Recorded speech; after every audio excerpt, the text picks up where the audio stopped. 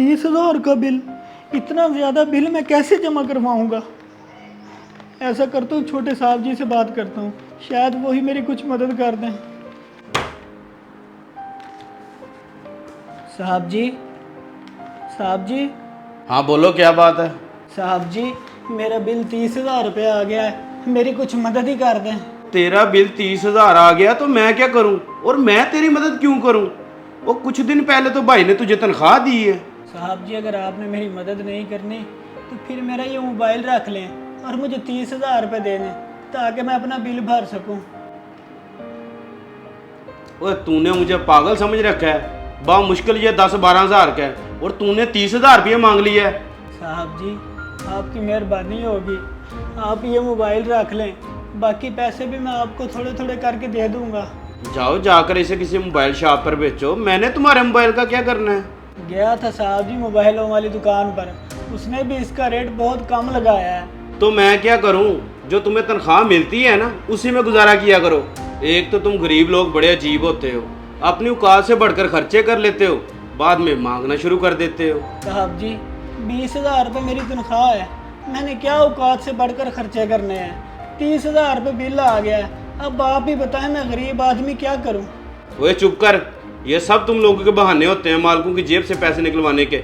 और मैं सब समझता हूँ तुम्हारे ड्रामेबाजियाँ, मुझे ज़्यादा इमोशनल ब्लैकमेल करने की ज़रूरत नहीं है। साहब जी, और चल उठ, मोबाइल उठा और जाके काम कर, मेहमान आने वाले हैं। ऐसे दिमाग खराब कर दिया।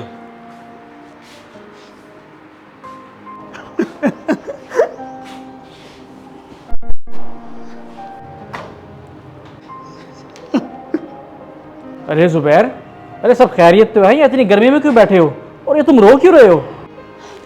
साहब जी, मैं रहूँगा तो और क्या करूँ। 30,000 रुपये बिजली का बिल आ गया, अब आप ही बताएं मैं घर चलाऊँ या बिजली का बिल भरूँ।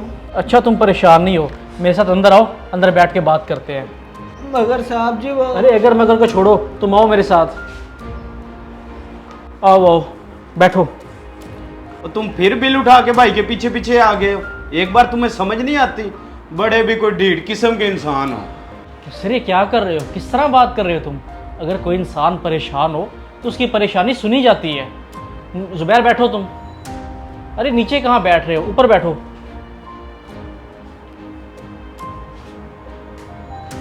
इसकी क्या परेशानी सुनूं मैं, तनख्वाह नहीं लेता ये हमसे। मुदस्सिर तुम ऐसा करो, अंदर जाओ उठ के, मैं खुद इससे बात करता हूँ। साहब जी, अब मेरी वजह से छोटे साहब से क्यों लड़ रहे हैं, मैं चला जाता हूँ। अरे नहीं नहीं बैठो तुम, छोड़ो उसे, बताओ मुझे क्या मसला है। साहब जी, आपको तो पता है कि 20,000 रुपये मेरी तनख्वाह है और वापडा वालों ने 30,000 रुपये मुझे बिल भेज दिया है। मेरे घर में ना एसी है ना फ्रिज है, सिर्फ एक पंखा और एक लाइट जलती है। अब आप ही बताएं मैं कहाँ जाऊँ। ओहो, ये तो वाकई बहुत परेशानी वाली बात है। सच बताओ ना साहब जी, मेरी बस हो चुकी है।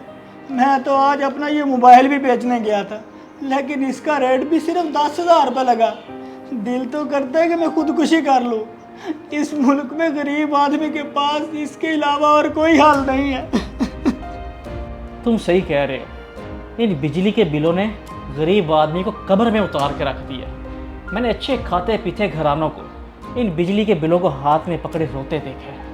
साहब जी, मैं इस मोबाइल को बेचने के लिए दोबारा किसी और दुकान पर जाता हूँ, शायद को दुकानदार इसका अच्छा रेट लगा दे और मुझे 4 पैसे ज़्यादा मिल जाएं।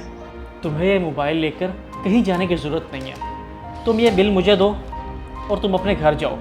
तुम्हारा ये बिल मैं खुद जमा करवाऊँगा, तुम्हें इसकी फ़िक्र करने की ज़रूरत नहीं है। साहब जी, मैं ये आपका एहसान कभी नहीं भूलूंगा। यकीन मानिए ये गरीबों के लिए बिल नहीं बल्कि एक मौत का परवाना है। अगर आप मेरी मदद ना करते तो मैं ये कभी ना उतार पाता। तुम इस तरह रो मत, परेशान नहीं हो, अल्लाह सब बेहतर करेगा। अब तुम जाओ। इस आदमी की बातें सुनकर मेरा दिल पिघल गया। तो क्या हुकूमत का दिल इतना पत्थर हो चुका है कि गरीब आदमी के उन्हें आंसू तक नज़र नहीं आते? आपकी क्या राय है, कमेंट सेशन में ज़रूर बताइएगा।